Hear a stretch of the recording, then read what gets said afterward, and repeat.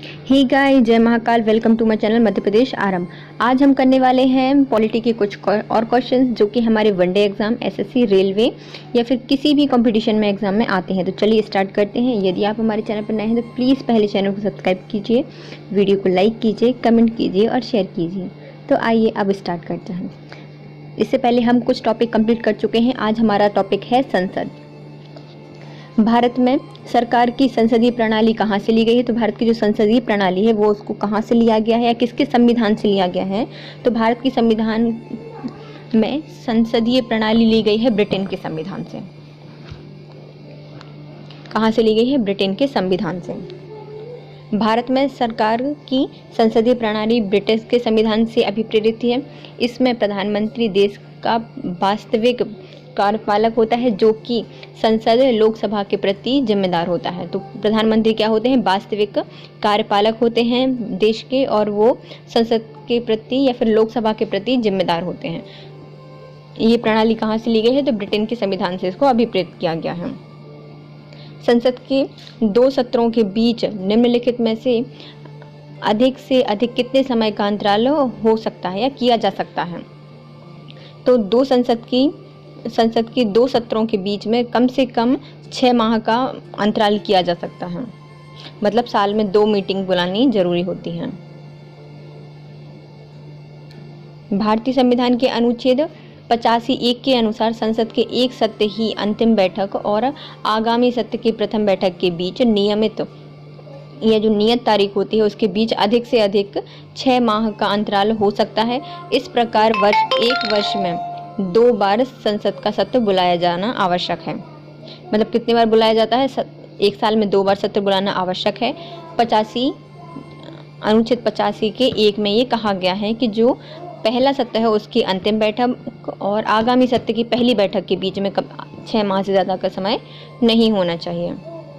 निम्नलिखित श्रेणियों में से किसके विधेयक केवल लोकसभा में ही पारित किए जाते हैं? तो सामान्य विधेयक कहीं भी ला सकते हो, निजी सदस्य का विधेयक ये भी कहीं भी आ सकता है, लेकिन वित्त विधेयक सिर्फ लोकसभा में ही आता है और वो राष्ट्रपति की परमिशन से ये आता है। और संविधान संशोधन भी विधेयक कहीं भी पेश किया जा सकता है।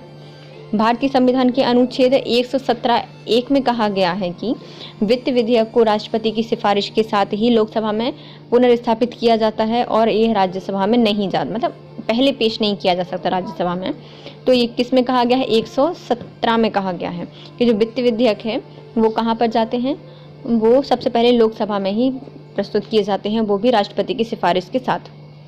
लोकसभा द्वारा पारित धन विधेयक राज्यसभा द्वारा पारित मान लिया जाता है यदि उच्च सदन उस पर किस समय अवधि तक कार्य संपादन नहीं कर सकता। देखिए इसमें क्या कहा गया है कि लोकसभा द्वारा पारित कोई भी धन विधेयक है यदि राज्यसभा में जाता है तो पारित मान लिया जाएगा किस समय अवधि के बाद? तो किस समय सीमा के बाद उसको पारित माना जाता है? तो 14 दिन की अवधि के बाद उसको पारित माना जाता है। भारतीय संविधान के अनुच्छेद 109 में कहा गया है कि धन विधेयक लोकसभा में ही प्रस्तुत किया जाएगा।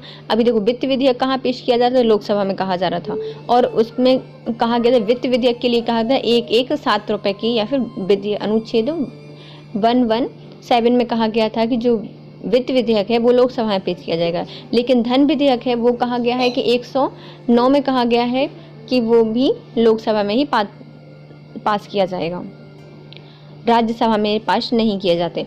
लोकसभा द्वारा पारित किए जाने के पश्चात धन विधेयक को राज्यसभा के पास भेजा जाता है और 14 दिन की अवधि के भीतर उसे अपनी स्वीकृति देनी होती है और लौटाना होता है।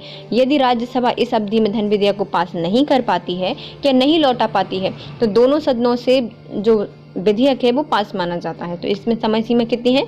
14 दी गई है। और इसमें कौन सा अनुच्छेद कहता है? तो ये अनुच्छेद कहता है 109 का अनुच्छेद कहता है कि कोई भी धन विधेयक है लोकसभा में ही पास किया जाएगा। और वित्त विधेयक कहाँ पे पास किया जाएगा? तो 117 के अकॉर्डिंग वो भी लोकसभा में ही पास किए जाते हैं। मतलब दोनों धन विधेयक और वित्त विधेयक लोकसभा में ही पास किए जाते हैं। राज्यसभा द्वारा लोकसभा को धन विधेयक कितने समय में लौटाना होता है? तो राज्यसभा को अभी पढ़ा कि लोकसभा को 14 दिन के भीतर लौटाना होगा, वरना वो स्वतः ही पारित हो जाएगा। राज्यसभा को भंग करने में निम्नलिखित में से कौन सक्षम होता है? तो राज्यसभा कभी भंग नहीं होती, तो कोई इसको भंग कर भी नहीं सकता।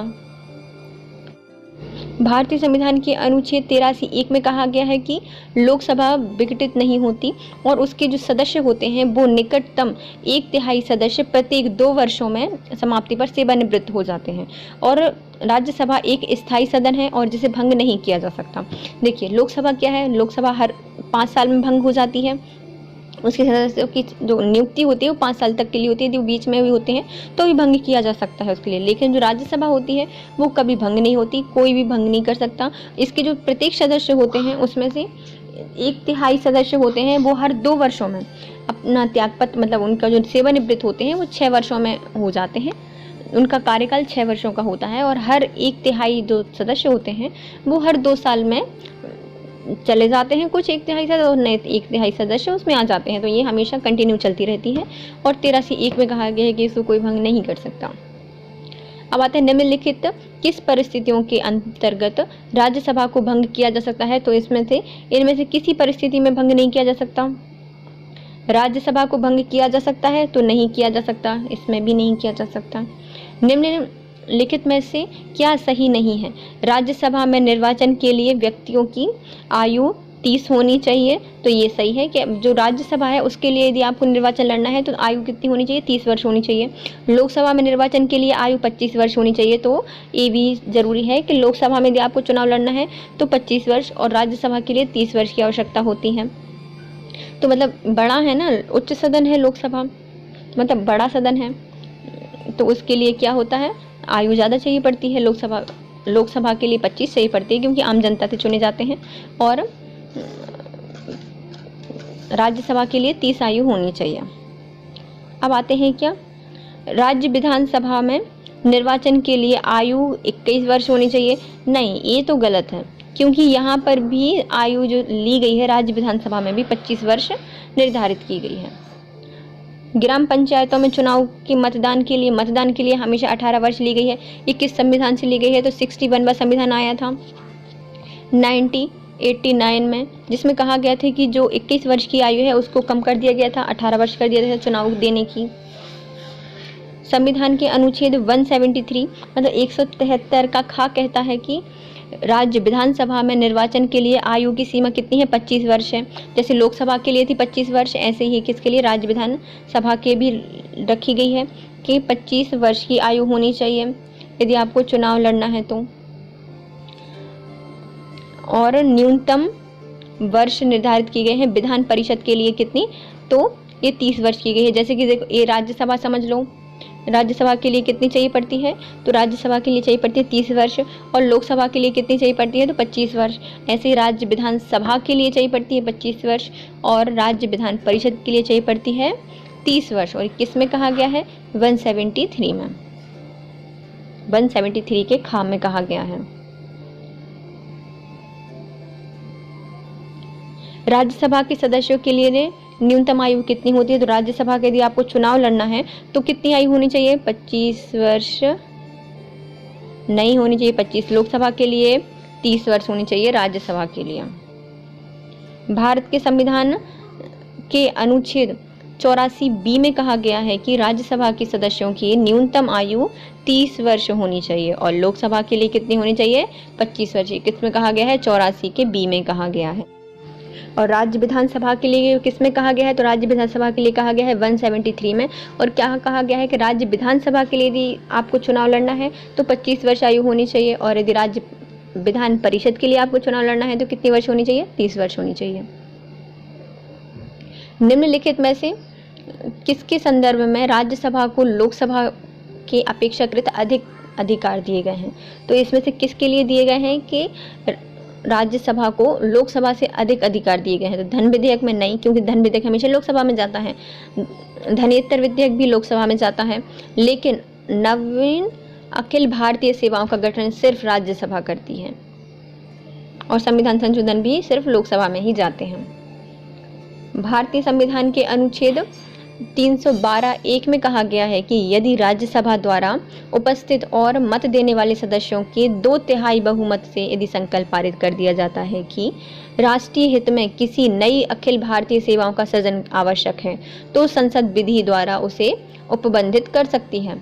एक इसमें कहा गया है, अनुच्छेद 312 में कहा गया है एक में कि यदि राज्यसभा चाहे तो 1/3 सदस्यों की बहुमत संकल्प के द्वारा राष्ट्रीय हित में किसी नई अखिल भारतीय सेवाओं का सृजन कर सकती है।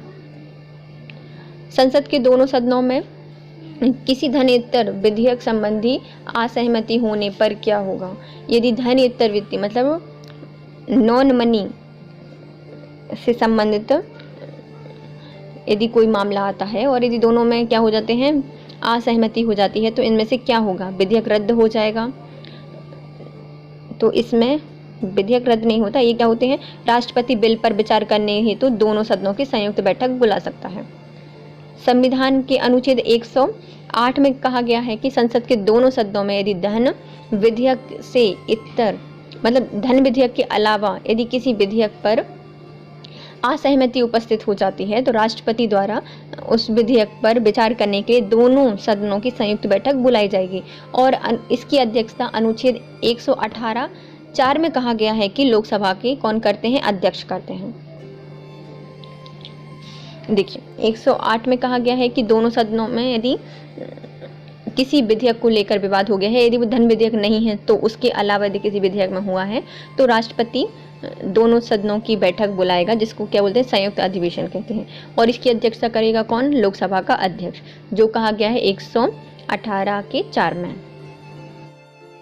संविधान संसद के संयुक्त सत्र की अध्यक्षता कौन करता है? तो संयुक्त सत्र की अध्यक्षता करता है लोकसभा का अध्यक्ष।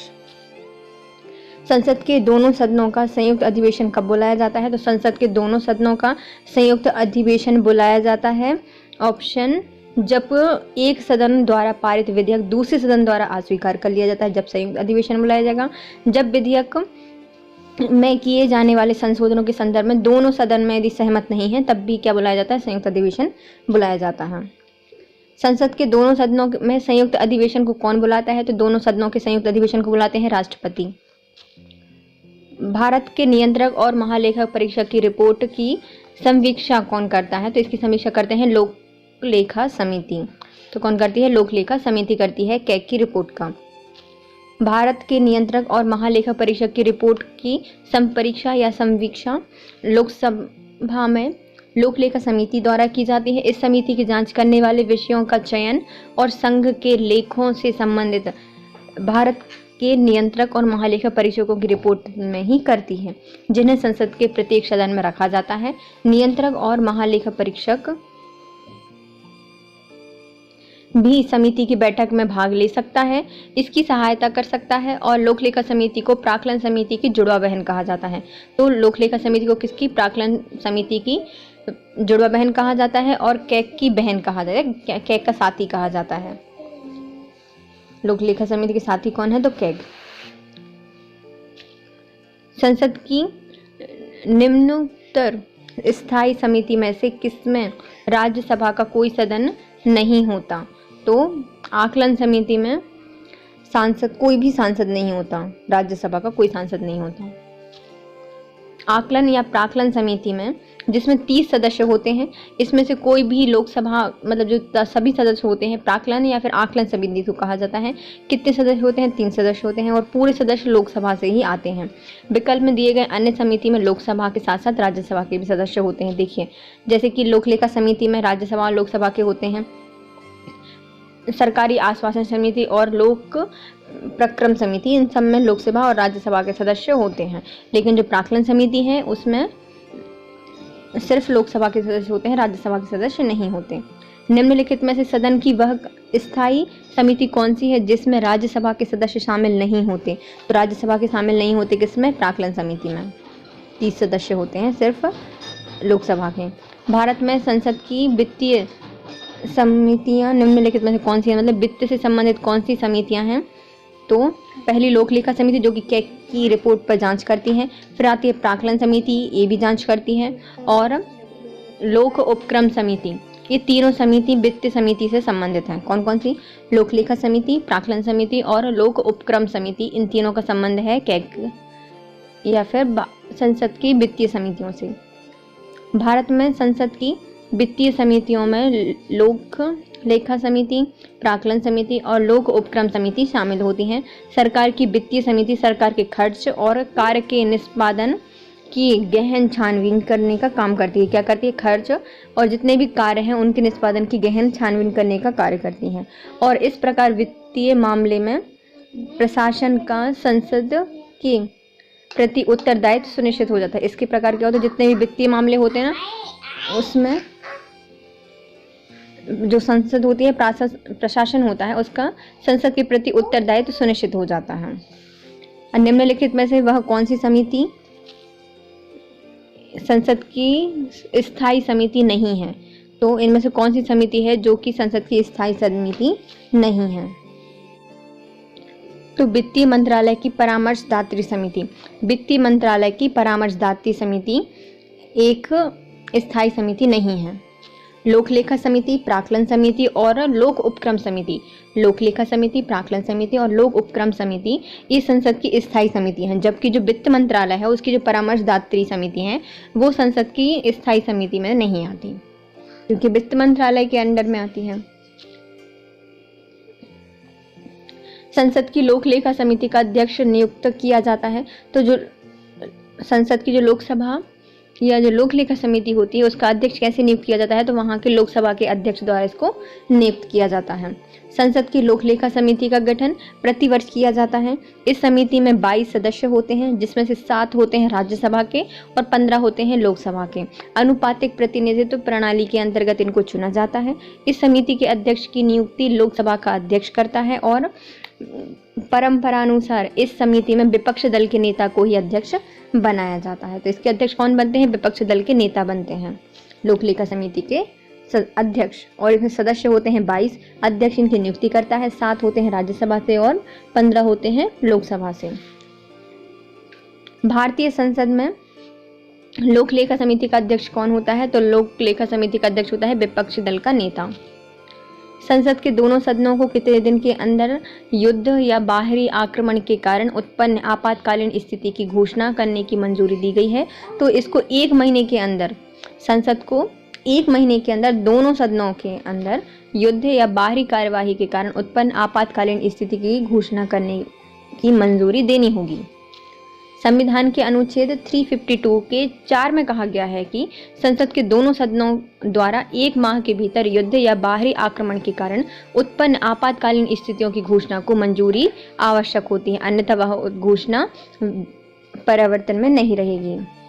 तो किस में कहा गया है? 352 में कहा गया है कि जब भी बाहरी आक्रमण या फिर युद्ध होता है तो उसके लिए 1 माह के भीतर दोनों सदनों में उस घोषणा को मंजूरी देनी होगी।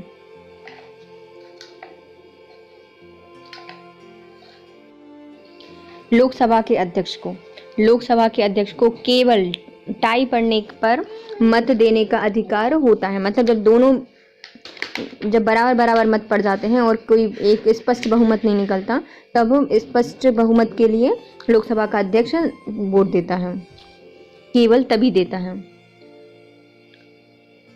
लोकसभा का अध्यक्ष सामान्य परिस्थितियों में मत नहीं देता, परंतु अनुच्छेद 100 में कहा गया है कि किसी संकल्प में सत्ता पक्ष और विपक्ष पक्ष में क्या हो जाता है? टाई हो जाता है। तो ऐसी स्थिति में उसे मत देने का अधिकार होता है। साथ ही 96(2) के तहत यदि उसे पद से हटाने के संकल्प में लोकसभा में मतदान होता है तो वह प्राथमिकतः मत देने का अधिकारी होता है, परंतु ऐसी स्थिति में वह मत बराबर होने की दशा में वह मत देने का हकदार नहीं होता। देखिए, जब लोकसभा का अध्यक्ष कोई विचार कर रहा होता है और वोट डलते हैं और विपक्ष में और पक्ष में दोनों बराबर मत पड़ते हैं, तो निर्णायक मत कौन दे सकता है? लोकसभा का अध्यक्ष दे सकता है। लेकिन ये किसमें कहा गया है? अनुच्छेद 100 में कहा गया है।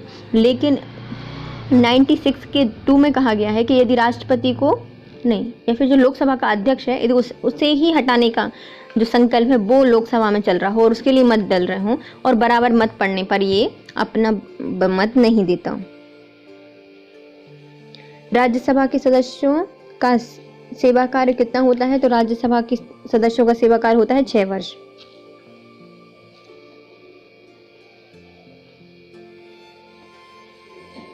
राज्यसभा स्थायी सदन है तथा यह कभी भंग नहीं होती। राज्यसभा के सदस्यों का सेवा कार्य 6 वर्ष होता है, अतः प्रत्येक 2 वर्षों की समाप्ति पर राज्यसभा के यथाशत 1/3 सदस्य, कितने 1/3 सदस्य सेवानिवृत्त हो जाते हैं, जिनके स्थान पर नए सदस्यों का निर्वाचन किया जाता है। राज्यसभा के सदस्यों के चुनाव कितनी अवधि में होते हैं? तो राज्यसभा के सदस्यों की चुनाव होते हैं हर प्रत्येक 2 वर्षों में। राज्यसभा एक क्या है? स्थायी सदन है। इसके 1/3 सदस्य हर प्रत्येक वर्ष में सेवानिवृत्त हो जाते हैं और इनका कार्यकाल कितना होता है? 6 वर्ष होता है।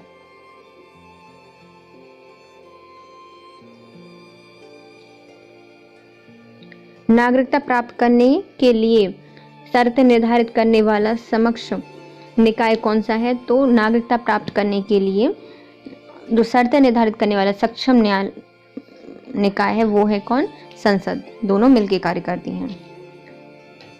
भारतीय संविधान के अनुच्छेद 11 के अनुसार संसद नागरिकता प्राप्त करने के अधिकार का विधि द्वारा विनियमन कर सकती है। तो अनुच्छेद 11 कहता है कि राज्यसभा और लोकसभा दोनों मिलकर, मतलब पूरी संसद मिलकर नागरिकता के अधिकार के लिए विधि द्वारा नियमन कर सकते हैं। भारत के संविधान के अनुच्छेद 75(3) के अनुसार मंत्रिपरिषद निम्नलिखित में से किसके प्रति सामूहिक रूप से जिम्मेदार होती है? तो 75(3) के तहत मंत्रिपरिषद किसके प्रति सामूहिक रूप से जवाबदेही होती है? तो लोकसभा के प्रति मंत्रिपरिषद सामूहिक रूप से जिम्मेदार या उत्तरदायी होती है। भारतीय संविधान के अनुच्छेद 75(3) में कहा गया है कि मंत्रिपरिषद सामूहिक रूप से लोकसभा के प्रति उत्तरदायी होती है। मंत्रिमंडल सामूहिक रूप से किसके प्रति उत्तरदायी होती है? तो मंत्रिमंडल सामूहिक रूप से उत्तरदायी होती है लोकसभा के प्रति। संसद के दोनों सदनों की संयुक्त बैठक को भेजे गए विधेयक को पारित होना होता है। तो यदि संसद की संयुक्त बैठक बुलाई गई है और इसमें जो विधेयक पास होना होगा तो कैसे पास होगा? तो वो उपस्थित सदस्यों के साधारण बहुमत से पास हो सकता है या होता है। संविधान के अनुच्छेद 108 के अंतर्गत संयुक्त बैठक का प्रावधान किया गया है। धन विधेयक के अतिरिक्त विधेयक पर संसद की सहमति या असहमति पर दोनों बैठकों को संयुक्त बैठक का प्रावधान किया गया है। इसकी अध्यक्षता लोकसभा के अध्यक्ष करते हैं। संयुक्त बैठक को भेजा गया विधेयक दोनों सदनों की उपस्थित और मत देने वाले सदस्यों की कुल संख्या के साधारण बहुमत से पास किया जाता है। संसद में कौन शामिल होता है? तो राष्ट्रपति, लोकसभा और राज्यसभा, ये सब संसद के पार्ट होते हैं। भारतीय संविधान के अनुच्छेद 79 के अनुसार संघ की संसद राष्ट्रपति, लोकसभा और राज्यसभा से मिलकर बनी होती है। तो अनुच्छेद 79 के अनुसार क्या है? जो संघ की संसद है वो कैसे बनती है? राज्यसभा, लोकसभा और राष्ट्रपति से। निम्नलिखित में से भारत में कानून को बनाता है। तो कानून को कौन बनाता है? राष्ट्रपति, संसद के दोनों सदन मिलकर राष्ट्र बनाते हैं। कोई भी कानून होता है तो संसद के द्वारा बनाए जाते हैं। अर्थात संसद में कौन कौन होता है? तो राष्ट्रपति, राष्ट्रपति, लोकसभा और राज्यसभा, ये संसद के सदस्य होते हैं तीनों। भारतीय संविधान में संसद के दोनों सदनों द्वारा पारित हो जाने के बाद विधेयक राष्ट्रपति की अनुमति के लिए जाता है और कोई विधेयक तब तक कोई कानून नहीं बन सकता जब तक कि राष्ट्रपति उसे अनुमति नहीं दे देता। संसदीय शब्दावली में समापन से क्या तात्पर्य है? तो समापन का तात्पर्य होता है संसद का सत्र का अंत, मतलब समाप्त हो गया, अंत हो गया। संसदीय शब्दावली में समापन का आशय होता है संसद के सत्र की समाप्ति से। समापन मतलब क्या होता है? सत्र की समाप्ति। लोकसभा में किसी विधेयक को धन विधेयक के रूप में प्रमाणित कौन करता है? तो लोकसभा में किसी विधेयक को धन विधेयक है या नहीं, इसका प्रमाणीकरण करता है लोकसभा का अध्यक्ष।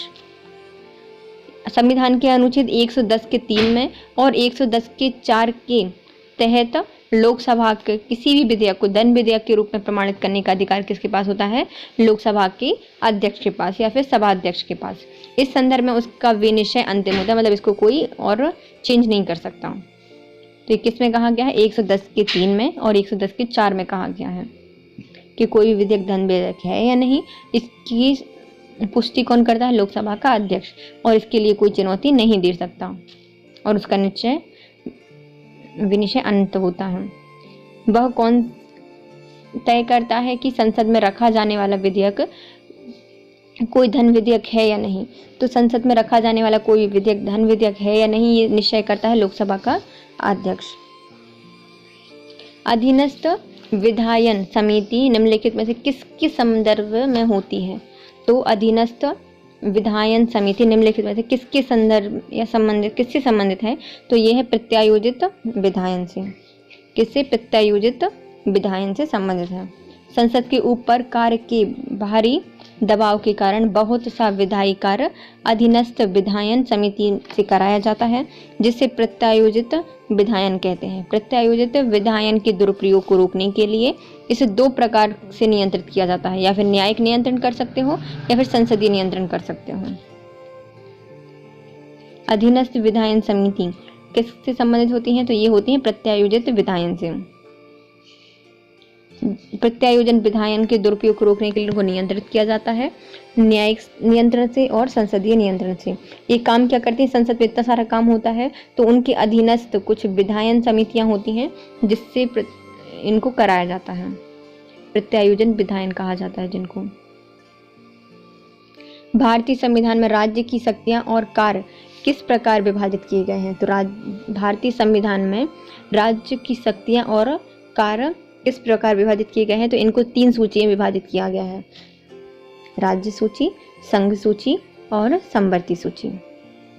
संविधान की 7वीं अनुसूची के तहत 3 सूची अर्थात संघ सूची, राज्य सूची और समवर्ती सूची के अंतर्गत केंद्र, राज्य और विधायी शक्तियों एवं कार्यों का विभाजन किया गया है।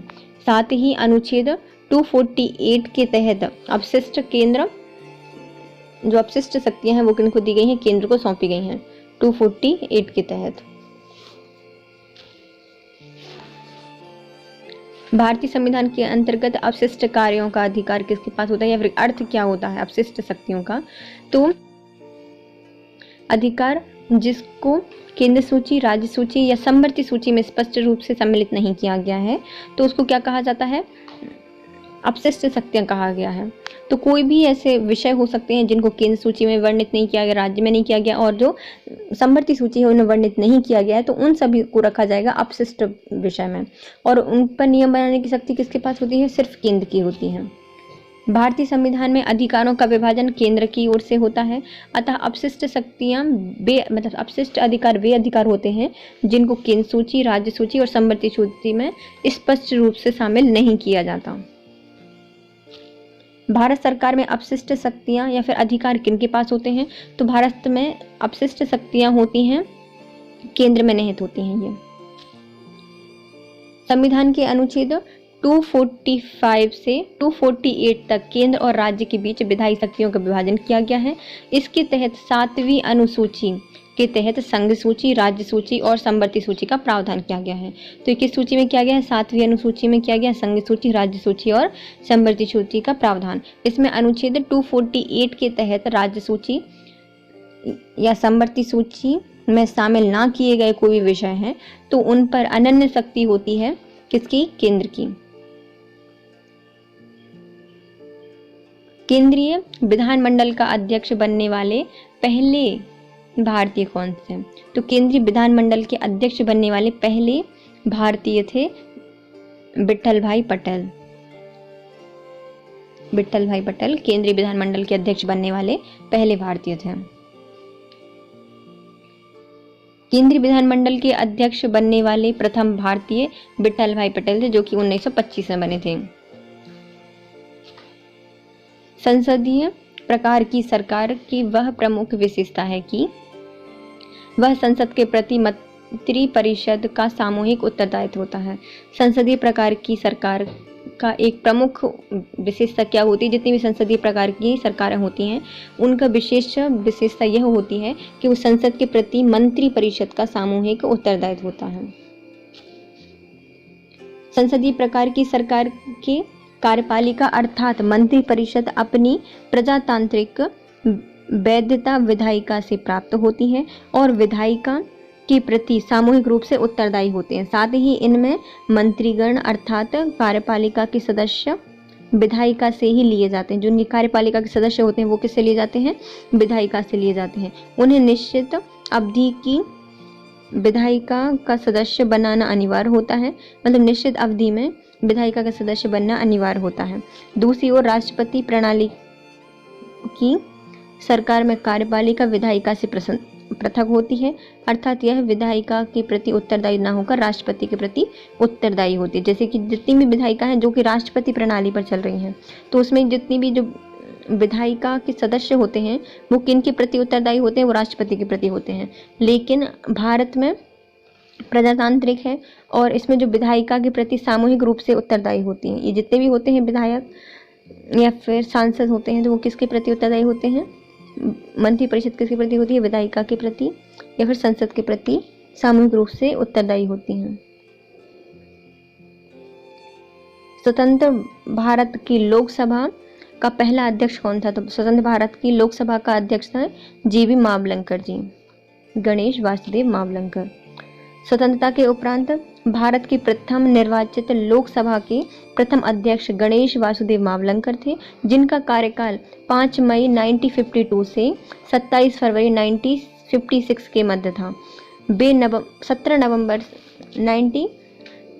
1947 से संविधान सभा के और तदनुसार 26 नवंबर 1949 के अंतरिम सरकार के सदस्य थे। मतलब वो संविधान सभा के सदस्य भी थे और अंतरिम सरकार के सदस्य भी थे। और उनका कार्यकाल कितना रहा है? 25 मई 1952 से 27 फरवरी 1956 तक रहे हैं उनका कार्यकाल।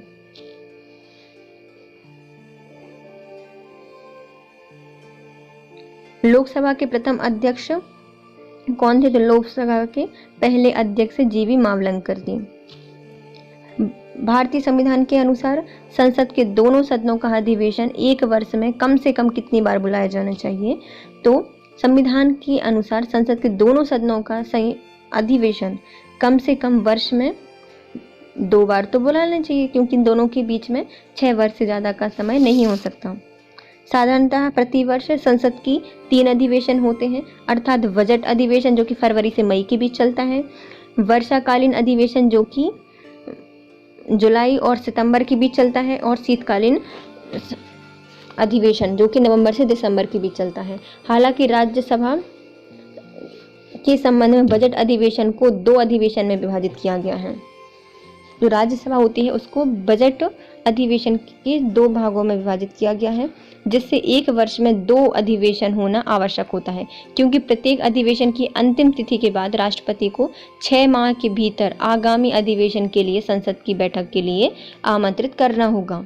तो ये कौन करता है आमंत्रित? राष्ट्रपति करते हैं। तो कितने अधिवेशन होने चाहिए? कम से कम 3 अधिवेशन होने चाहिए। पहला होता है बजट अधिवेशन जो कि फरवरी से मई में स्टार्ट हो जाता है, और वर्षाकालीन अधिवेशन तो ये जुलाई से सितंबर तक चलता है, और शीतकालीन अधिवेशन ये नवंबर से दिसंबर तक चलता है। संसद किसी सदन के दोनों सत्रों के बीच अंतराल किससे अधिक नहीं होना चाहिए? तो दोनों सत्रों के बीच का अंतराल 6 माह से ज़्यादा नहीं होना चाहिए।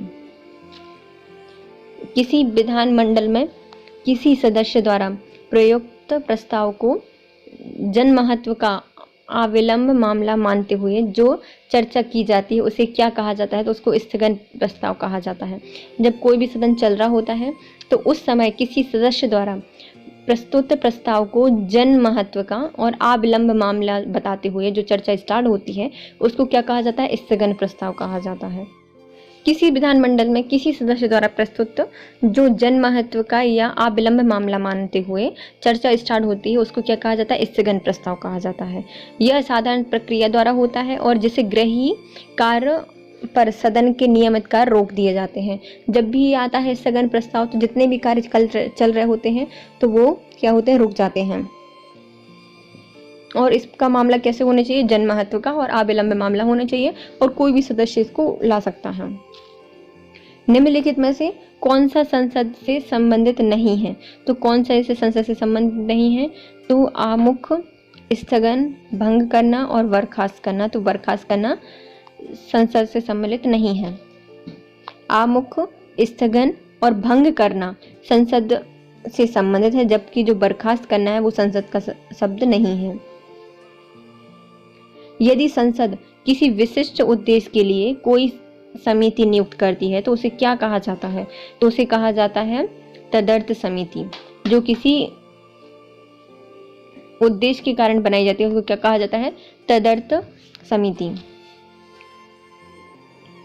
तदर्थ समिति एड हॉक कमेटी किसी विशिष्ट विषय के लिए नियुक्त की जाती है। तदर्थ समिति मतलब हर चीज तदर्थ रहेगी और अपने तथ्य से ही काम रखेगी, तो वो क्या होती है? विशिष्ट उद्देश्य के लिए इसको बनाया जाता है।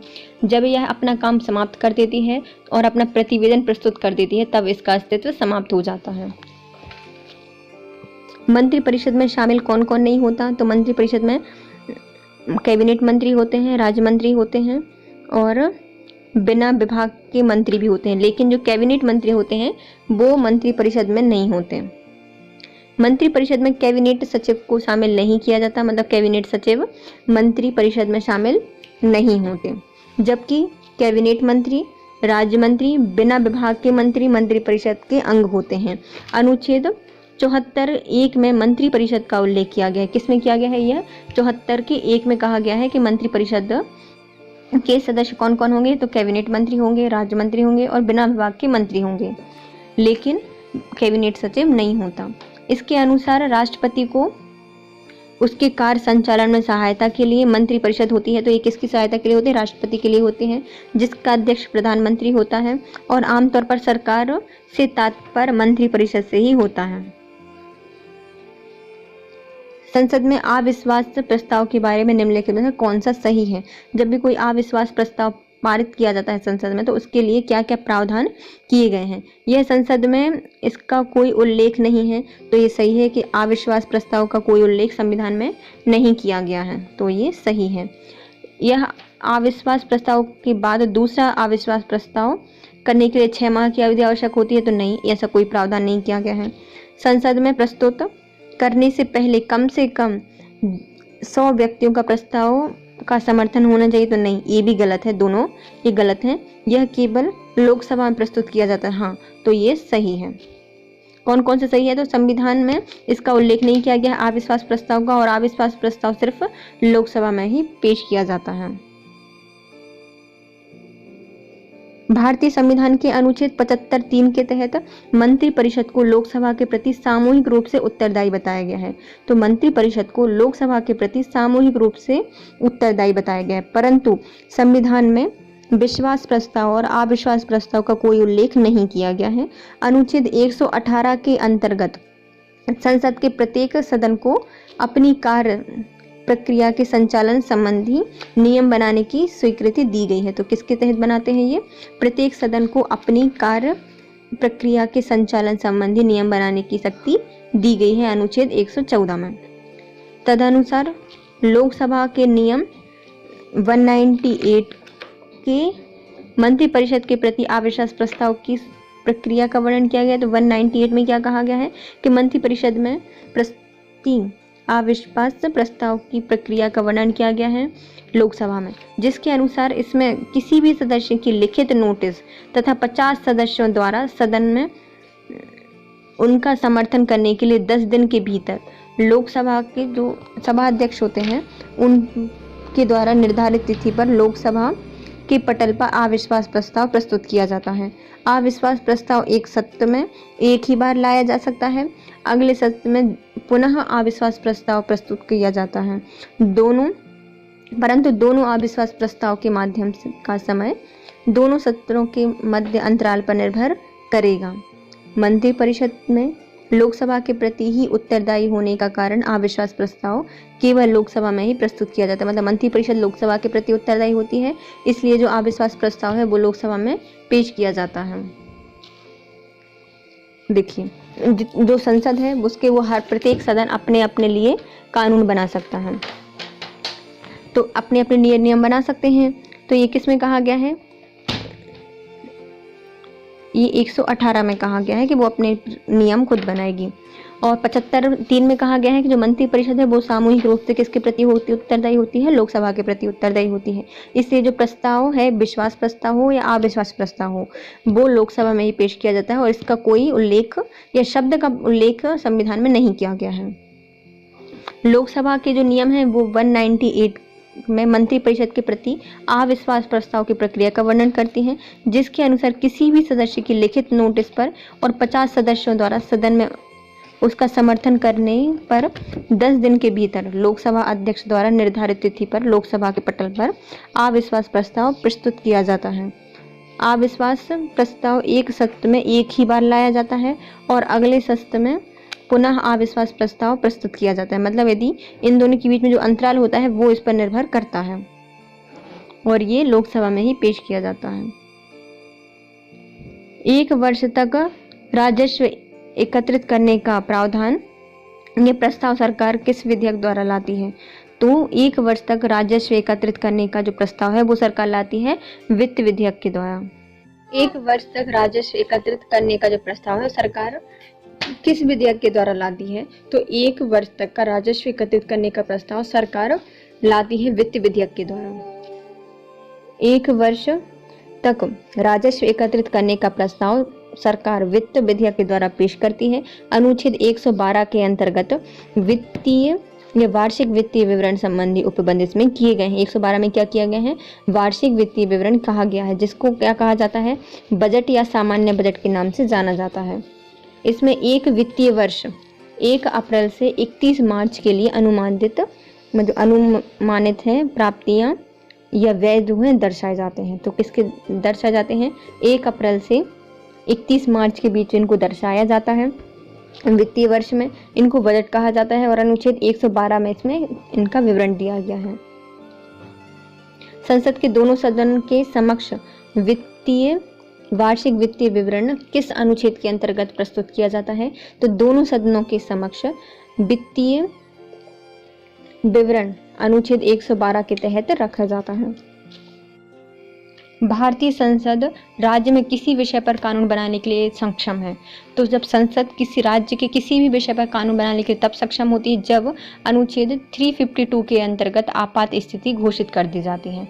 तब अनुच्छेद 352 के अंतर्गत आपात स्थिति घोषित कर दी जाती है तो संसद राज्य के किसी विषय पर कानून बना सकती है। जब 2 या 2 से अधिक राज्य की विधानसभाएं इसका अनुरोध करती हैं, यदि 2 या 2 से अधिक राज्य हैं वो कहें कि हमारे लिए कानून बना दो, तब भी ऐसा कर सकते हैं ये। तो दोनों सही हैं। भारतीय संसद संविधान के अनुच्छेद 250 के अनुसार समूचे भारत या किसी भाग में राज्य सूची के विषय पर किसी मत के लिए विधियां बना सकती है। मतलब किसी विषय पर किसी भी राज्य के लिए नियम बना सकती हैं। अनुच्छेद 352 के अंतर्गत यदि देश में आपात की स्थिति स्टार्ट है तो और साथ ही 249 के तहत राज्यसभा में 2/3 बहुमत के द्वारा राष्ट्रहित में ऐसा प्रस्ताव पारित किया जाता है या फिर ऐसा आवश्यक समझा जाता है तो भी संसद नियम बना सकती है। तो किसके द्वारा बना सकती है? ये बना सकती है अनुच्छेद 352 के तहत, क्योंकि राष्ट्रीय आपात है तो पूरी शक्तियां किसके पास चली जाएंगी? केंद्र के पास चली जाएंगी और वो कोई भी नियम में कोई विषय पर अपना नियम बना सकती है। तो 352 के तहत बना सकती है। और अनुच्छेद 249 कहता है कि यदि राज्यसभा जो के 2/3 बहुमत से किसी राष्ट्र हित के विषय में ऐसा प्रस्ताव पारित कर दिया जाता है या अनुरोध किया जाता है तो दोनों या 2 से अधिक राज्यों के अनुरोध पर राज्य के संदर्भ में अनुच्छेद 253 के अंतर्गत अंतर्राष्ट्रीय संधियों के अनुपालन के क्रम में संसद द्वारा राज्य सूची के विषय पर कानून बनाया जाएगा। तो इसका प्रावधान कहाँ पे किया गया है कि भारतीय संविधान के अनुच्छेद 250 के अनुसार समूचे भारत या किसी भी राज्य के लिए राज्य सूची में शामिल किसी भी मत पर विधि बनाने की शक्ति के कौन बना सकता है? राष्ट्रपति। तो ये कैसे बना सकता है? 249 के तहत और 352 के तहत ये कानून बना सकते हैं संसद। अब आते हैं भारतीय संसद में कोई विधेयक प्रवर समिति को भेजा जाता है तब, तो दूसरे वाचन के दौरान सामान्य चर्चा के बाद, जब 2 वाचन हो जाते हैं उसके बाद जो सामान्य चर्चा होती है तब प्रवर समिति को कोई भी विधेयक भेजा जाता है। भारतीय संविधान के कोई विधेयक को प्रवर समिति के पास दूसरे वाचन के दौरान सामान्य चर्चा के बाद भेजा जाता है। वस्तुतः 2 वाचनों में प्रक्रम दिए गए हैं। पहला प्रक्रम क्या होता है? इसमें विधेयक के सिद्धांत और निम्नलिखित में से किन्हीं 2 प्रस्तावों पर सामान्यतः उनके उपबंध पर चर्चा होती है। तो मतलब 2 प्रस्ताव पर सामान्यतः उनकी जो उपबंध है क्या है तो उन पर चर्चा होती है। इस विधेयक पर विचार किया जाएगा और विधेयक को सदन की प्रवर समिति के पास भेज दिया जाएगा, अर्थात विधेयक को अन्य समिति से दोनों सदनों की संयुक्त समिति के पास भेजा जाता है, अर्थात संबंधित विषय पर राय लेने के उद्देश्य से प्रचलित किया जाता है। दूसरे प्रक्रम में यथास्थिति सभा में पुनर्स्थापित या प्रवर समिति संयुक्त समिति के प्रतिवेदन के अनुसार विधेयक या खंडवार विचार किया जाता है। देखिए, भारतीय सदन में कोई भी विधेयक है वो प्रवर समिति के पास दूसरे वाचन के दौरान जाता है, जिसको सामान्य चर्चा के बाद उसको भेजा जाता है। वस्तुतः द्वितीय वाचन में 2 प्रक्रम होते हैं, मतलब जो दूसरा वाचन होता है उसमें क्या होते हैं, 2 प्रक्रम होते हैं। पहले प्रक्रम में क्या होता है, कोई विधेयक है उसके सिद्धांत और नियम में बनाकर दोनों प्रस्तावों पर सामान्यतः चर्चा करके उस विधेयक पर विचार किया जाता है और विधेयक को संसद की प्रवर समिति के पास भेज दिया जाता है। कोई विधेयक है उसे विचार किया और कहाँ भेज दिया, प्रवर समिति के पास भेज दिया, या फिर विधेयक को किसी अन्य समिति के पास या अन्य सदस्य में सहमति के लिए भेजा जाता है, फिर दोनों सदनों की संयुक्त समिति के पास भेजा जाता है और संबंधित विषय में राय लेने के उद्देश्य से उसको परिचित कराया जाता है। फिर दूसरा प्रक्रम क्या होता है, यथास्थिति के साथ पुनः स्थापित तथा प्रवर समिति संयुक्त के प्रवर समिति के पास विधेयक का खंडवार विचार किया जा सकता है। अब आते हैं राज्यसभा में निर्वाचित सदस्यों की अधिकतम संख्या कितनी है। तो राज्यसभा में निर्वाचित होने वाले अधिकतम संख्या कितनी है, 238। भारत में निर्वाचित सदस्यों की अधिकतम संख्या कितनी है, 238।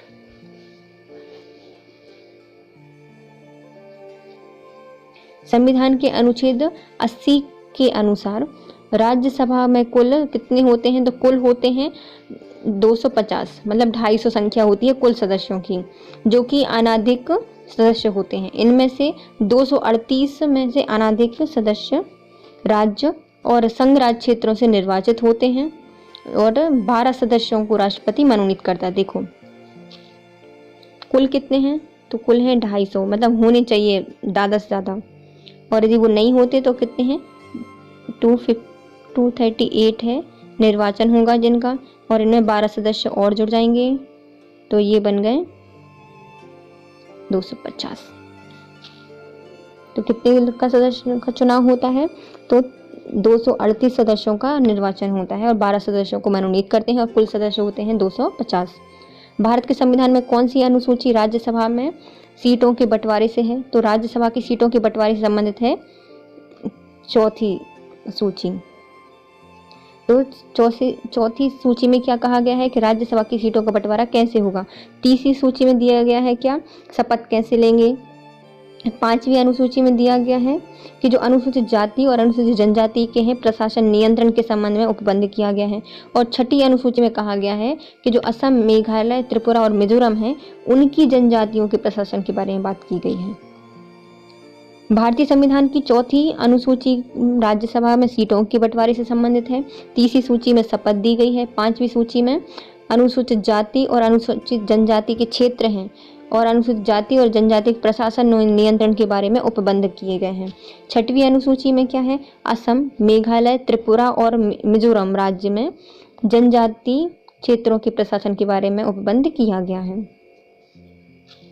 किसी सदन में सदस्य उन सदन का सदस्य नहीं होता।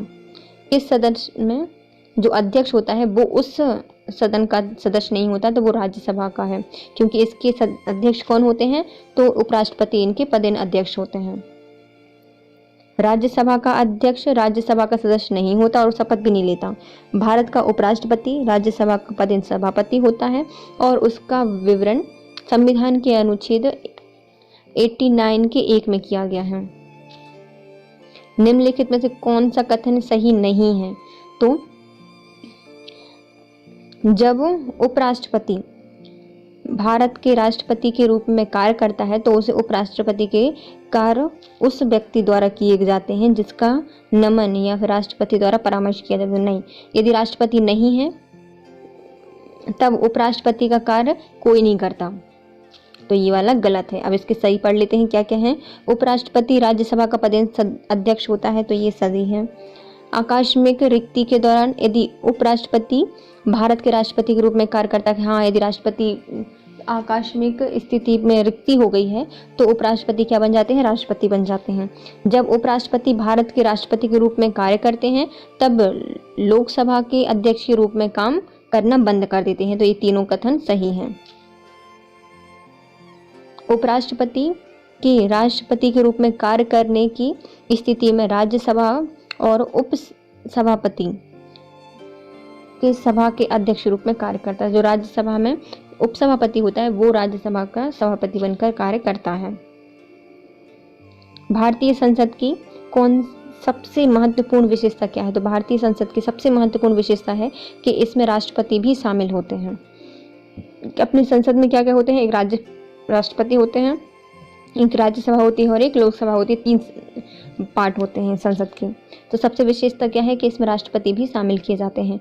अनुच्छेद 79 में संसद के गठन से संबंधित प्रावधान किए गए हैं, जिसके अनुसार भारतीय संसद की लोकसभा, राज्यसभा और राष्ट्रपति से मिलकर बनी होती है। जो संसद होती है वो कैसे बनी होती है? राज्यसभा, लोकसभा और राष्ट्रपति से मिलकर बनी होती है। इसकी सबसे महत्वपूर्ण विशेषता है। अतः अधिकांश देशों में संसदीय व्यवस्था में राष्ट्रपति या जो सभा अध्यक्ष होते हैं वो संसद से पृथक होते हैं, लेकिन अपने भारत में संसद का पार्ट है। राष्ट्रपति द्वारा राज्यसभा के सदस्य के नामांकन का नियम किस देश से लिया गया है? तो राज्यसभा में सदस्यों के नामांकन का जो नियम है वो किस संविधान से लिया गया है? तो वो लिया गया है आयरलैंड से। आया है भैया राज्यसभा के सदस्यों को लाया है, जिंगल बेल राष्ट्रपति आया है। आयरलैंड से लोकसभा की राज्यसभा के सदस्यों का नामांकन लाया है। तो ये किसमें कहा गया है? तो राज्यसभा के सदस्यों का जो नामांकन है उसके जो नियम है वो राष्ट्रपति लेके आए हैं। कहाँ से? आयरलैंड से। राष्ट्रपति द्वारा राज्यसभा के सदस्यों का नामांकन का नियम आयरलैंड के संविधान से लिया गया है। इसमें अनुच्छेद 80 के 1 के का में कहा गया है कि राष्ट्रपति राज्यसभा के लिए 12 सदस्यों का नामांकन करता है। एक के का में क्या कहा गया है कि 12 सदस्यों का नामांकन कौन करते हैं? राष्ट्रपति करते हैं। 80 के 3 के अनुसार राष्ट्रपति द्वारा नाम निर्देशित 12 सदस्य ही वे होंगे जो साहित्य, विज्ञान, कला और सामाजिक कार्य से संबंधित होंगे। किससे होंगे ये? साहित्य से, विज्ञान से, कला से और सामाजिक सेवा से इनको लिया जाता है। और ज्ञान या फिर व्यवहारिक अनुभव इनके पास होना चाहिए। तो ये 12 सदस्य ऐसे मनोनीत किए जाते हैं अनुच्छेद 80 के 1 के 2 का के तहत।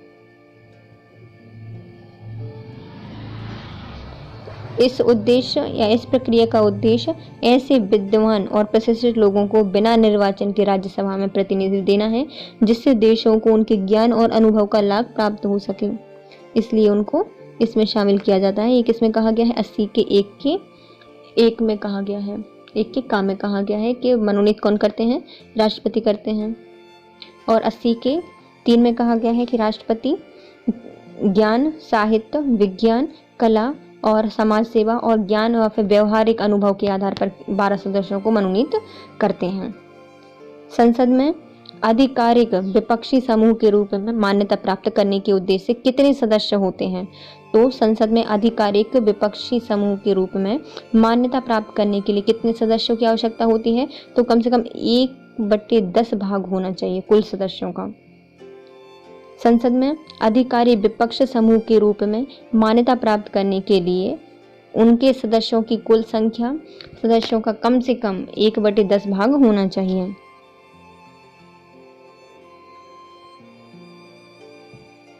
किसी विशेष दिन लोकसभा अध्यक्ष में कम से अधिकतम कितने तारांकित प्रश्न पूछे जाते हैं? तो किसी विशेष दिन पर लोकसभा में अधिकतम कितने तारांकित प्रश्न पूछे जा सकते हैं? तो सिर्फ 20 तारांकित प्रश्न पूछे जा सकते हैं। किसी विशेष दिन लोकसभा में अधिकतम 20 तारांकित प्रश्न पूछे जा सकते हैं। इन प्रश्नों का सदन में मौखिक उत्तर दिया जाता है। इन प्रश्नों को तारांकित इसलिए कहा जाता है क्योंकि इन पर स्टार लगा होता है और उनको ऐसे विविध किया जाता है जिससे उत्तर पश्चात पूरक प्रश्न पूछे जा सकते हैं। मतलब इसमें क्या है, हमने आपसे क्वेश्चन पूछा तारा लगा के और आपको इसमें मौखिक आंसर देना होगा, तुरंत देना होगा और हम आपके विपक्ष में पूरक प्रश्न भी पूछ सकते हैं। जो व्यक्ति सांसद नहीं है और क्या वह मंत्री नियुक्त किया जा सकता है? तो जो व्यक्ति सांसद नहीं है वो मंत्री नियुक्त किया जा सकता है। हाँ, यह किया जा सकता है, लेकिन उसे 6 माह के भीतर संसद में सदस्य बनना होगा। यदि किसी व्यक्ति को मंत्री पद पर नियुक्त किया जा सकता है और वह सांसद नहीं है तो उसकी नियुक्ति की जा सकती है, परंतु उसे संविधान के अनुच्छेद 75(5) के अनुसार उसी व्यक्ति को 6 माह के भीतर संसद के किसी सदन की सदस्यता स्वीकार करनी आवश्यक होती है, अन्यथा उसे मंत्री पद से हटा दिया जाएगा। तो 75(5) में कहा गया है कि 6 माह के अंदर निर्वाचित हो, कहीं भी किसी भी सदन में सदस्य बनो, वरना आपको निकाल दिया जाएगा। निम्नलिखित में से वह कौन सा प्रस्ताव संसदीय बजट से संबंधित है? तो संसदीय बजट से संबंधित है कटौती प्रस्ताव, जो कि बजट से आता है। कटौती प्रस्ताव संसदीय बजट से संबंधित है। कटौती प्रस्ताव केवल लोकसभा में ही पारित किया जाता है, क्योंकि बजट जो था वो भी सिर्फ लोकसभा में पास कर रहे थे। राज्यसभा बजट पर चर्चा कर सकती है। जो बजट पर चर्चा कौन कर सकती है? राज्यसभा कर सकती है, परंतु वह अनुदान की मांग पर मतदान नहीं कर सकती। कटौती प्रस्ताव 3 प्रकार के होते हैं। एक होते हैं नीति अनुमोदन कटौती, एक होती है मितव्ययता का कटौती और एक होती है सांकेतिक कटौती। मतलब क्या होती है? एक नीति के अनुसार कटौती कर लो भैया, मितव्ययता के आधार पर कटौती, और एक होती है सांकेतिक कटौती। और इसको सिर्फ लोकसभा में ही पेश किया जाता है और वित्तीय समिति से संबंधित है। लोकसभा का कार्यकाल कितनी बार 6 वर्ष तक बढ़ाया गया था? तो लोकसभा का कार्यकाल कितनी बार 6 वर्ष तक के लिए बढ़ाया गया था? सिर्फ एक बार ऐसा बढ़ाया गया है। लोकसभा का कार्यकाल तब तक केवल 1 वर्ष, अब तक केवल सिर्फ 1 वर्ष 1975 में बढ़ाया गया था, जो कि 6 वर्ष तक के लिए इसको बढ़ाया गया था, परंतु बढ़ाई गई अवधि के समाप्त होने से पूर्व ही लोकसभा का विघटन कर दिया गया और संविधान के अनुच्छेद 83 के अनुसार लोकसभा में आपात उद्घोषणा लागू करने की दिशा में लोकसभा का कार्यकाल एक बार में केवल एक ही बार बढ़ाया जा सकता है। घोषणा के लागू न रहने की दशा में किसी भी प्रकार से उसका विस्तार 6 माह से अधिक नहीं किया जाएगा। तो किसमें कहा गया है? 83 में कहा गया है कि आपात की उद्घोषणा लागू होने पर लोकसभा का कार्यकाल एक बार में केवल 1 वर्ष तक ही बढ़ाया जाएगा, लेकिन 6 माह से अधिक नहीं हो सकता। भारत में किसी स्वीकृति के बिना कोई भी सरकारी खर्चा नहीं किया जा सकता। तो किसकी स्वीकृति के बिना कोई भी खर्चा नहीं किया जा सकता? संसद की स्वीकृति के बिना कोई भी खर्चा नहीं किया जा सकता। भारतीय संविधान के अनुसार भारत में संसद की स्वीकृति के बिना कोई भी सरकारी खर्चा नहीं किया जा सकता। यह उपबंध के अनुसरण के लिए लोकसभा के अनुसार 114 के तहत विनियोग विधेयक प्रस्तुत किया जाता था, जिसमें लोकसभा द्वारा स्वीकृत अनुदान की सब मांगे एवं संचित निधि पर भारित व्यय शामिल होते हैं। मतलब इसमें क्या होते हैं? इनकी स्वीकृति के अनुदान की सब मांगे और संचित निधि पर जो भारित व्यय होते हैं वो 114 में निहित होते हैं। राज्यसभा द्वारा इस विधेयक को संशोधित या अस्वीकृत नहीं किया जा सकता। मतलब संसद इसको अस्वीकृत नहीं कर सकती और इसको संशोधित भी नहीं कर सकती। पारित बिल को राष्ट्रपति की अनुमति मिलने के बाद ही कार्यपालिका को विहित उद्देश्य के लिए खर्च की अनुमति मिलती है। तो जितने भी खर्च है तो किसकी अनुमति के बाद मिलती है? तो राष्ट्रपति की अनुमति के बाद इसको दिया जाता है। भारतीय संविधान के अधिकांश उपबंधों का संबंध किया गया है या संशोधन किया गया है। तो भारत के संविधान के अधिकांश उपबंधों का संशोधन किया जा सकता है केवल संसद द्वारा या फिर अकेली संसद के द्वारा। भारतीय संविधान के अधिकांश उपबंधों का संशोधन अनुच्छेद 368 में केवल संसद द्वारा किया जा सकता है। ऐसे विधेयक सरकारी या किसी गैर सरकारी सदस्य द्वारा लाए जा सकते हैं। मतलब ऐसा कोई विधेयक जो कि सरकारी या फिर गैर सरकारी सदस्य लाता है तो उसको इसके तहत संशोधित किया जा सकता है, अनुच्छेद 368 के तहत। मात्र अनुच्छेद 54, 55, 73, 162, 241 और भाग 5 अध्याय 4 और भाग 6 के अध्याय 5 और भाग 11 के अध्याय 1 और 7वीं अनुसूची के किसी भी सूची में संसद के राज्यों के प्रतिनिधित्व और स्वयं अनुच्छेद 368 में संशोधित हेतु आधा राज्य की विधानमंडल की संस्तुति अनिवार्य होती है। तो इसमें कितनी अनुमति होती है, मतलब जितने भी 50% तक जो जितने भी संविधान हैं संशोधन करने के लिए हैं, तो वो कौन कर सकता है, सिर्फ संसद कर सकती है। लेकिन कुछ हैं जो संसद अकेले नहीं कर सकती, तो वो कौन कौन से हैं, जैसे 54 का नहीं कर सकती, 55 में नहीं कर सकती, तो 54, 55 नहीं कर सकती, 73 और 162, 73 और 162 नहीं कर सकती, 241 का नहीं कर सकती, और भाग 5, भाग 6 और भाग 11। तो भाग 5 का 4, भाग 6 का 5 और भाग 11 का 1, और 7वीं अनुसूची और जो संविधान संशोधन है मतलब 368, उसको संसद अकेले नहीं कर सकती, बल्कि उसके लिए राज्यों की विधान मंडलों की संस्तुति की अनिवार्य होती है।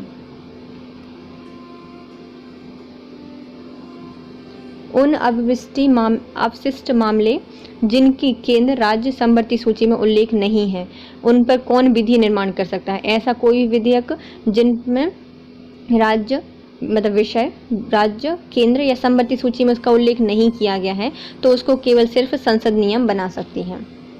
ऐसे अपशिष्ट मामले जिनका उल्लेख संघ सूची अर्थात केंद्रीय सूची में, राज्य सूची और समवर्ती सूची में नहीं किया गया है, उन पर विधि निर्माण की शक्ति संसद के पास होती है। अनुच्छेद 248 के तहत संघ सूची की प्रविष्टि 97 के तहत अवशिष्ट मामलों पर विधि निर्माण की शक्ति किनकी होती है, तो ये केंद्र सरकार की होती है।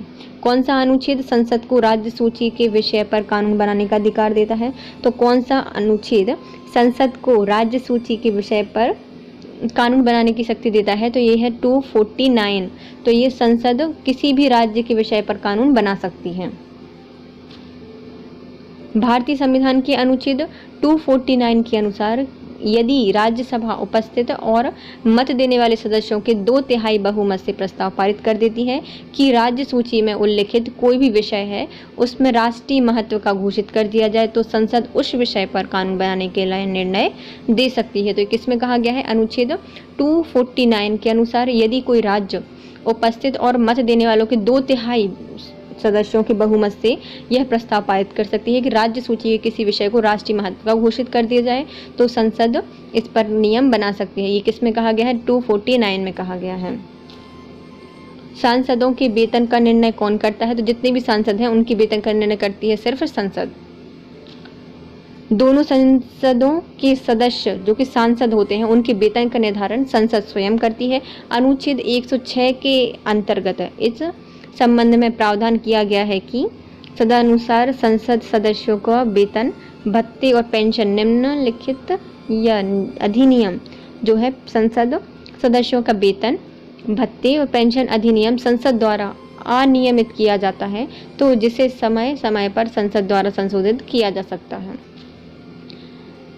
भारत के राष्ट्रपति सदन के दोनों सदनों को प्रथम सत्र के आरंभ में कब संबोधित करते हैं, तो राष्ट्रपति संसद के दोनों सदनों को प्रथम सत्र के प्रारंभ में कब संबोधित करते हैं, तो ये करते हैं जब प्रतिवर्ष, ये हर वर्ष किया जाता है, और जब लोकसभा का जब प्रथम आम चुनाव की बात जब आती है तब किया जाता है।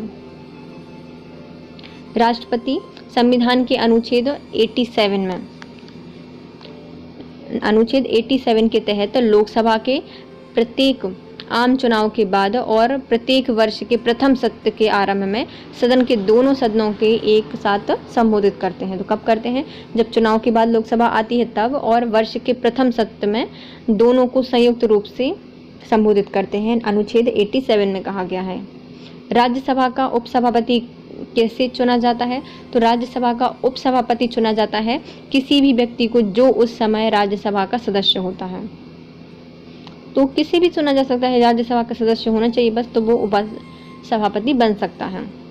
अनुच्छेद 89(2) में कहा गया है कि राज्यसभा का उपसभापति राज्यसभा द्वारा अपने सदस्यों से ही चुना जाता है, और यह राज्यसभा का सदस्य बने रहने तक अपने पद पर रहता है और अपना पद त्याग करने या राज्यसभा के किसी विकल्प द्वारा इसको पद से हटाया जा सकता है, जिसे राज्यसभा के सदस्यों ने बहुमत से पास किया हो और पद धारण कराया हो। तो कौन है? कोई भी सदस्य है जो वहाँ का सदस्य होना चाहिए लोक राज्यसभा का, और उन्हीं के द्वारा उसको चुना जाएगा बहुमत से। लोकसभा के निर्वाचन सदस्यों की अधिकतम संख्या कितनी है? तो लोकसभा में निर्वाचन सदस्यों की संख्या है 550। देखो, लोकसभा में कितनी है? 550, और राज्यसभा में थी 238।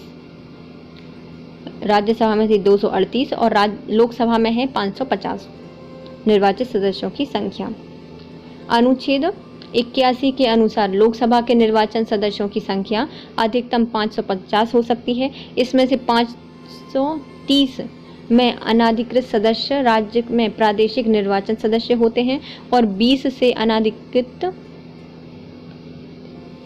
सदस्य मतलब संघ राज्य क्षेत्र, मतलब जो यूटी हैं, उनसे निर्वाचित होते हैं कितने? 20 सदस्य। और वर्तमान में राज्यों के लोकसभा के लिए 530 सदस्य हैं और संघ के लिए 13 सदस्य निर्वाचित किए जाते हैं। देखो, संविधान में क्या प्रावधान किया गया है कि अधिकतम 550 सदस्यों को चुना जाएगा, और 550 में से क्या होते हैं? जो 530 सदस्य होते हैं वो राज्यों से चुने जाते हैं, और जो 20 सदस्य होते हैं वो यूटी से चुने जाते हैं। लेकिन वर्तमान में क्या है? राज्यों में लोकसभा के लिए 530 सदस्य आते हैं, और 13 सदस्यों का चुनाव होता है संघ राज्य क्षेत्र से, और 2 सदस्यों का चुनाव होता है कैसे? आंग्ल भारतीय समुदाय के द्वारा, राष्ट्रपति द्वारा इनको मनोनीत किया जाता है यदि इसका पर्याप्त प्रतिनिधित्व नहीं है। भारतीय संसद का जनता द्वारा निर्वाचन सदस्य निम्नलिखित में से कौन सा है? भारतीय संसद का जनता द्वारा निर्वाचित सदस्य निम्नलिखित में से कौन सा है? तो लोकसभा, जो कि जनता द्वारा चुनी जाती है, जनता का प्रतिनिधित्व करती है, तो लोकसभा। भारतीय संसद राष्ट्रपति, लोकसभा और राज्यसभा से मिलकर बनी होती है। इसमें जो लोकसभा है वो सदस्य जनता द्वारा प्रत्यक्ष रूप से निर्वाचित होते हैं। गैर धन विधेयक के सदन में कितने वाचन होते हैं? तो गैर धन विधेयक के हर सदन में कितने विधेयक होते हैं? तो 3 सदन होते हैं। गैर धन विधेयक के संसद के हर सदन में लोकसभा, राज्यसभा में 3 वाचन होते हैं। प्रथम वाचन विधेयक पेश करने के साथ अनुमति लेने से स्वीकृत होता है या संबंधित होता है। तो पहले वाचन में क्या होता है? विधेयक को पेश करने के लिए और उसको अनुमति लेने से संबंधित होता है, और दूसरे वाचन में उसकी विस्तृत और बारीकी से जांच करना, मतलब दूसरे वाचन में क्या होगा? उसकी विस्तृत जांच करना और उसकी बारीकी से जांच करना। तीसरे वाचन में यदि कोई संशोधन होता है तो उसे स्वीकृत कर विधेयक का अंग बना दिया जाता है। तो तीसरा में क्या होता है? यदि इसमें कोई संशोधन होना है तो उसको स्वीकृत कर लिया जाता है और उसे विधेयक का अंग बना दिया जाता है। इसके बाद केवल विधेयक पर अनुमति देने या ना देने की कार्रवाई होती है। मतलब पहले क्या होते हैं? 3 वाचन होते हैं। पहले वाचन में क्या होता है? उसको इंट्रोड्यूस कराया जाता है कि क्या क्या है। दूसरे बारे में क्या होता है? उसका विस्तृत और बारीकी से जांच की जाती है। तीसरे में यदि कोई संशोधन है तो उसमें जोड़कर उसका अंग बना दिया जाता है। फिर इसके बाद क्या होगा? जो विधेयक है उस पर अनुमति देंगे या फिर नहीं देंगे। विधेयक को इसी रूप में पास कराने और दूसरे सदन में भेजा जाता है, जहां यह प्रक्रिया फिर से दोहराई जाती है। अब आते हैं भारतीय संसद में कामकाज। शून्यकाल का अर्थ क्या होता है? तो शून्यकाल का अर्थ होता है प्रश्नकाल और अगली कार्यसूची के बीच का समय। शून्यकाल को क्या कहा जाता है? प्रश्नकाल। इसमें प्रश्न पूछे जाते हैं, और अगली सूची जब प्रारंभ होने के पहले का जो समय होता है वो कहलाता है शून्यकाल। भारतीय संसद द्वारा विश्व संसदीय प्रणाली में समाविष्ट अभिनव चर्चा प्रक्रिया अर्थात शून्यकाल संसदीय कामकाज के अंतर्गत प्रश्नकाल के ठीक बाद का समय होता है। तो ये किसके बाद का होता है? प्रश्नकाल के ठीक बाद का समय होता है।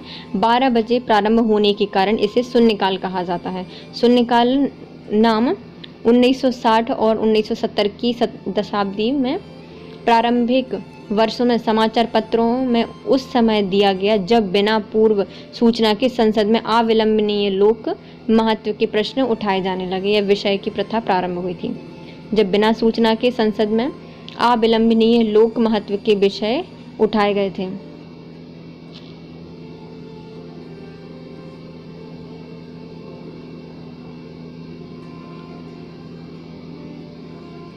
भारतीय संसद द्वारा विश्व संसदीय प्रणाली में कौन सी अभिनव चर्चा प्रक्रिया समाविष्ट की गई है? तो यह है शून्यकाल। संसद सदस्य संसद में अपनी सदस्यता गवा देता है यदि सत्र में कब तक निरंतर अनुपस्थित रहे।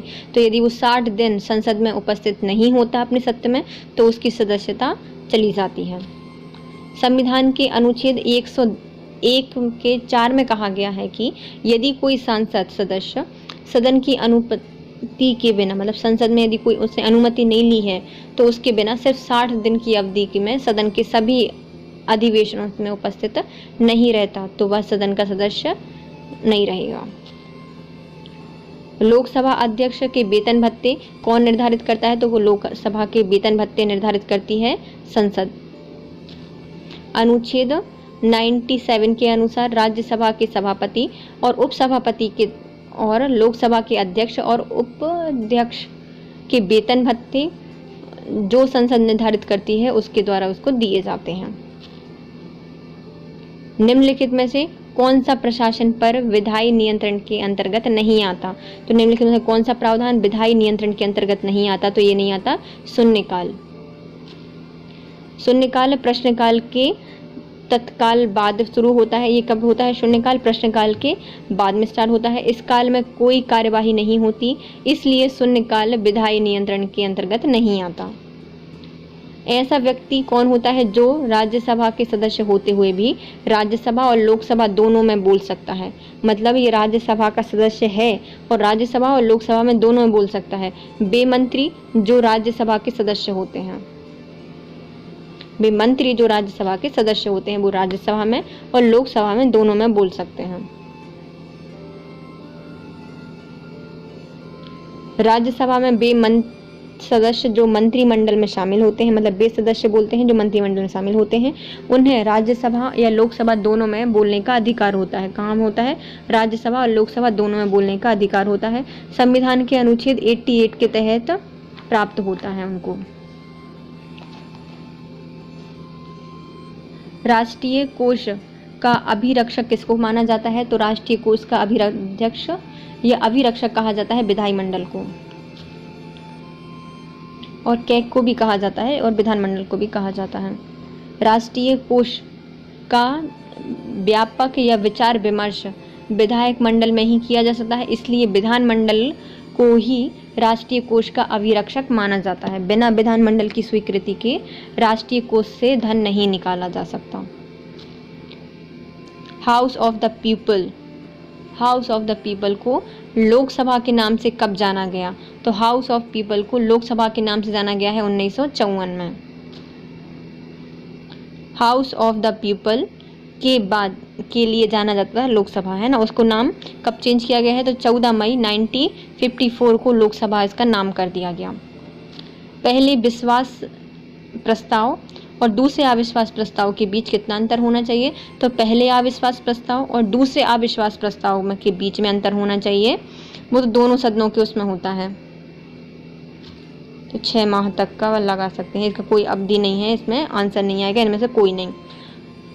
लोकसभा में नियम के अधीन मंत्री परिषद के प्रति अविश्वास प्रस्ताव एक ही सदन में एक बार ला सकते हैं, मतलब एक सदन चल रहा है तो उसमें एक बार आएगा और एक अधिक नहीं ला सकते, परंतु यदि 2 सदनों के बीच की अवधि पर निर्धारित करता है। यदि सदन के मध्य अधिकतम अंतराल 6 माह का होता है, परंतु यह अंतराल कम हो जा सकता है वैसे जैसे कि सामान्यतः होता है। इस प्रकार 2 अविश्वास प्रस्ताव को 2 सदनों में प्रस्तुत किया जाता है।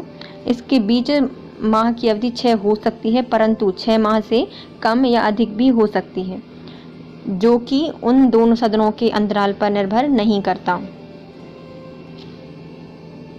तो इसका जो आंसर था वो इनमें से कोई नहीं आएगा, क्योंकि एक सत्र में सिर्फ एक बार अविश्वास प्रस्ताव आता है। दूसरा अविश्वास प्रस्ताव पास करना है तो दूसरे सदन में इसको लाना पड़ेगा, और इनके बीच की अवधि जितनी होगी तो वो होगी 6 माह भी हो सकती है दोनों सत्र के बीच की अवधि, और उससे कम भी हो सकती है या फिर उससे ज़्यादा भी हो सकती है। संसद और संविधान साधन नहीं है, संसद और संविधान साधन नहीं है विधायी नियम या विधायी कानून के। संसद और संविधान साधन नहीं है विधायी कानून के। भारतीय लोकतांत्रिक प्रणाली में लिखित संविधान और जनप्रतिनिधियों की निर्वाचित सदस्य की व्यवस्था देश में नागरिकों को सामाजिक, आर्थिक और राजनीतिक न्याय प्रदान करने के मूल उद्देश्य के साथ की गई है। स्वयं संविधान की उद्देशिका में यह तथ्य उल्लेखित किया गया है, जबकि नागरिकों को विधायी न्याय उपलब्ध कराने का कार्य स्वतंत्र न्यायपालिका को सौंप दिया गया है।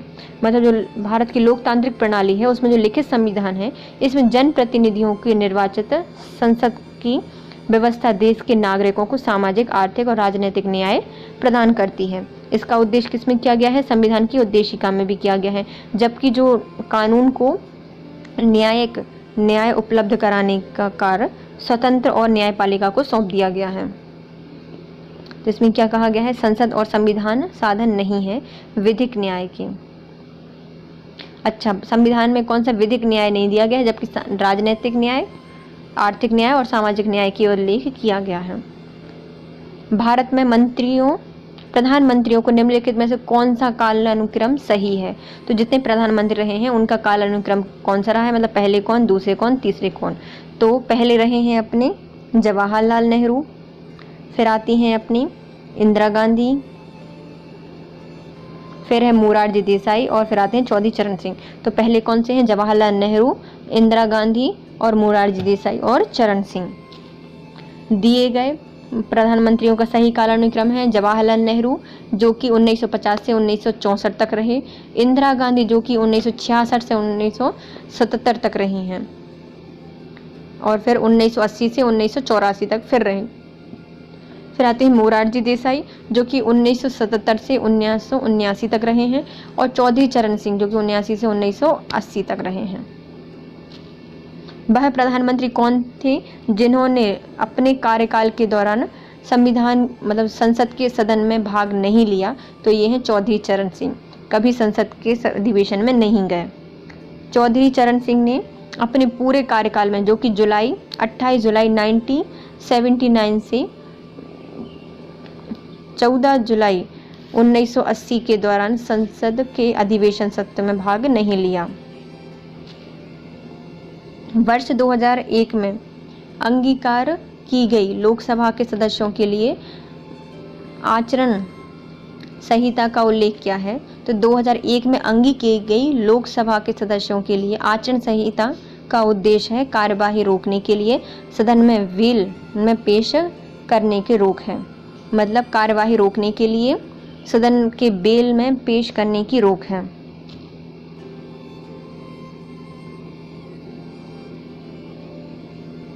तेरहवीं लोकसभा के अंतर्गत संसद सदस्य द्वारा संसद की कार्यवाही कई बार रोकने के कारण वर्ष 2001 में यह आचरण या संहिता लागू कर दी गई कि इसके तहत बेल में पेश रोकने वाले सदस्य को संसद की अगली 5 बैठक या उस सत्र की समाप्ति जो कि कम हो तक निलंबित कर सकती है। तो ये प्रावधान कब लेके आया गया था? 2001 में लाया गया था। लोकसभा आयोजित करने के लिए अपेक्षित गणपूर्ति या कोरम क्या होता है? तो लोकसभा की आयोजित करने के लिए आयोजित या फिर अपेक्षित गणपूर्ति कोरम होती है 1/10। संविधान के अनुच्छेद 103 के तहत प्रत्येक सदन लोकसभा और राज्यसभा की कार्यवाही आयोजित कराने के उद्देश्य से अपेक्षाकृत जो गणपूर्ति या कोरम है वो कुल सदस्यों का 1/10 भाग होता है। केंद्रीय मंत्रिपरिषद के विरुद्ध अविश्वास प्रस्ताव कहाँ पेश किया जाता है? तो केंद्रीय मंत्रिपरिषद के विरुद्ध अविश्वास प्रस्ताव पास किया जाता है केवल लोकसभा में। केंद्रीय मंत्रिपरिषद सामूहिक रूप से लोकसभा के प्रति उत्तरदायी होते हैं। अतः केंद्र मंत्री के विरुद्ध यदि अविश्वास प्रस्ताव पारित करना है तो केवल उनको लोकसभा में ही पेश किया जाता है। मंत्रिपरिषद तब तक सत्ता में रहती है जब तक उसे लोकसभा का विश्वास प्राप्त होता है। इसलिए अविश्वास प्रस्ताव का संबंध केवल लोकसभा से ही है। लोकतंत्र में महत्वपूर्ण विशेषता है निम्नलिखित में से उसको प्रमुखता देने की है। तो लोकतंत्र की महत्वपूर्ण विशेषता क्या है जिसमें उसको प्रमुखता देने की है, तो वो है नागरिक को प्राथमिकता देने का प्रावधान किया गया है। लोकतंत्र का मूल आधार क्या होते हैं, नागरिक होते हैं। अतः लोकतंत्र की महत्वपूर्ण विशेषता नागरिकों की महत्व देना होता है या फिर प्रमुखता देनी होती है। नागरिकों को जनता ही लोकतंत्र में अपनी सरकार का चुनना होता है। तो जनता है वो क्या करती है, लोकतंत्र में अपनी सरकार को चुनती है। तो सबसे ज़्यादा विशेष अधिकार या मूल आधार किसको माना जाता है, तो नागरिक को माना जाता है। किसने कहा था कि संसदीय लोकतंत्र का अर्थ है और एक व्यक्ति और एक मत? किसने कहा था कि संसदीय लोकतंत्र का अर्थ है एक व्यक्ति और एक मत? ये कहा था वी.आर. अम्बेडकर जी ने। भारत के प्रथम चिंतक वी.आर. अम्बेडकर हैं जिन्होंने पश्चिमी पद्धति के लोकतंत्र का समर्थन करते हुए कहा था कि संसदीय लोकतंत्र का आशय होता है एक व्यक्ति और एक मत। Thank you so much guys. यदि आपको वीडियो पसंद आया है तो लाइक कीजिए, कमेंट कीजिए, शेयर और सब्सक्राइब कीजिए। Thank you so much.